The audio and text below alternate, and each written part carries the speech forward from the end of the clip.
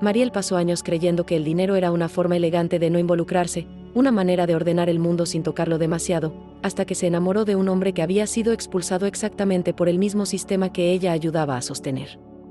Lo que comenzó como una relación silenciosa y contenida se convirtió en una grieta imposible de ignorar. Mariel había construido su vida con una precisión casi invisible, como quien aprende a caminar sobre una cuerda floja sin mirar nunca hacia abajo, convencida de que el equilibrio no depende del coraje sino de la costumbre. Desde muy joven entendió que el dinero no era solo una herramienta, sino una forma sofisticada de silencio, un método eficaz para que las cosas siguieran ocurriendo sin ser nombradas, y por eso se volvió experta en administrarlo sin preguntarse demasiado por su origen ni por su destino, concentrada únicamente en mantenerlo en movimiento, limpio en apariencia, ordenado, dócil. Trabajaba para personas que tenían tanto que preferían no saber en qué se convertía, fortunas tan grandes que dejaban de sentirse reales y pasaban a ser abstractas, como si no pertenecieran a nadie en concreto. Mariel no solo organizaba cifras, también absorbía la incomodidad de quienes no querían cargar con sus propias decisiones, y lo hacía con una serenidad que muchos confundían con frialdad, cuando en realidad era una forma muy afinada de autoprotección. Había aprendido a escuchar sin dejar que nada se quedara dentro, a registrar historias sin permitir que se volvieran propias, a retirarse emocionalmente antes de que algo pudiera dolerle. Su vida fuera del trabajo era correcta y silenciosa, llena de rutinas que no exigían demasiadas preguntas. Vivía sola, se movía por la ciudad con una sensación constante de control, como si cada día fuera una extensión lógica del anterior, y esa continuidad la tranquilizaba. No se sentía vacía, pero tampoco plena, simplemente funcional, sostenida por la certeza de que mientras no se involucrara demasiado, nada podía desordenarse. Conoció a Andrés en un espacio que a ambos les resultaba incómodo por razones distintas. Mariel asistía con la distancia profesional de quien sabe exactamente qué esperar de un entorno dominado por números, conceptos técnicos y promesas de estabilidad, mientras Andrés estaba ahí intentando reconstruir un lenguaje que alguna vez había sido suyo y que ahora le resultaba ajeno.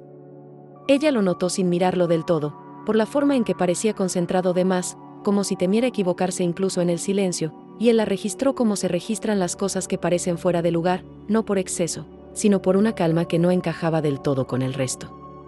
No hubo un momento claro de inicio, ni una chispa evidente que pudiera señalarse como el principio de algo.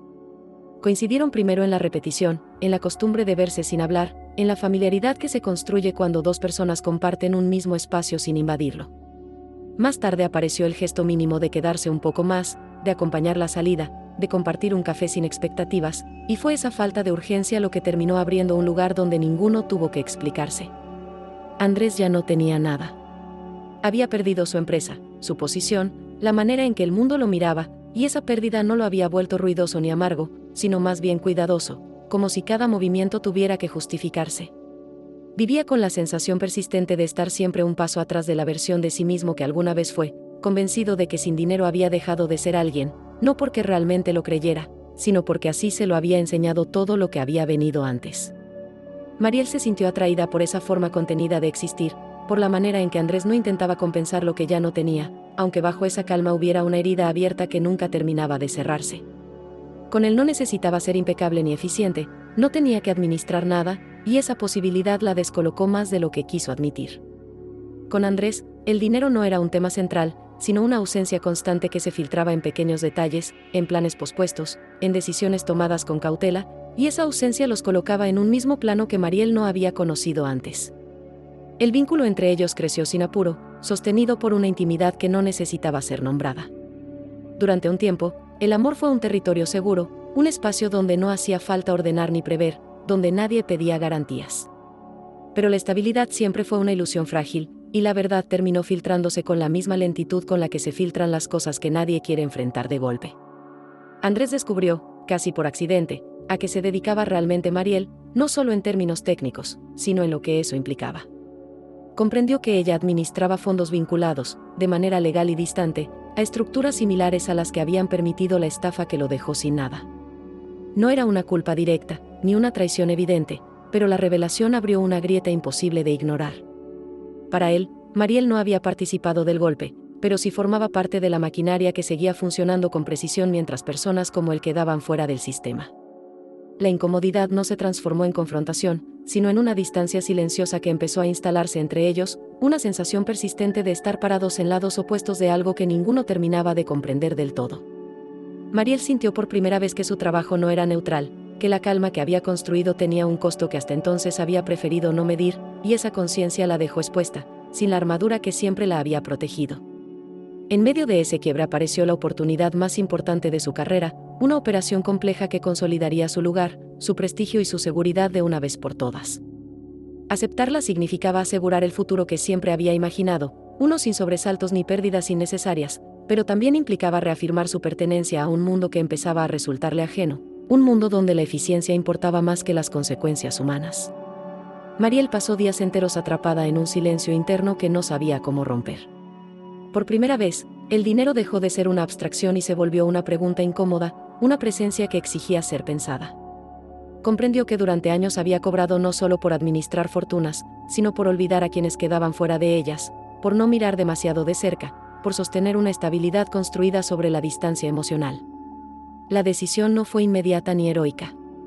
No hubo una revelación clara, sino un desgaste lento, una certeza que se fue formando a medida que entendía que seguir adelante significaba perder algo que ya no estaba dispuesta a sacrificar. Cuando finalmente eligió soltar esa operación, y con ella la versión de sí misma que el mundo premiaba, no sintió alivio, sino vértigo, una intemperie nueva que la obligó a sostenerse sin certezas. La renuncia no resolvió su historia con Andrés de manera automática.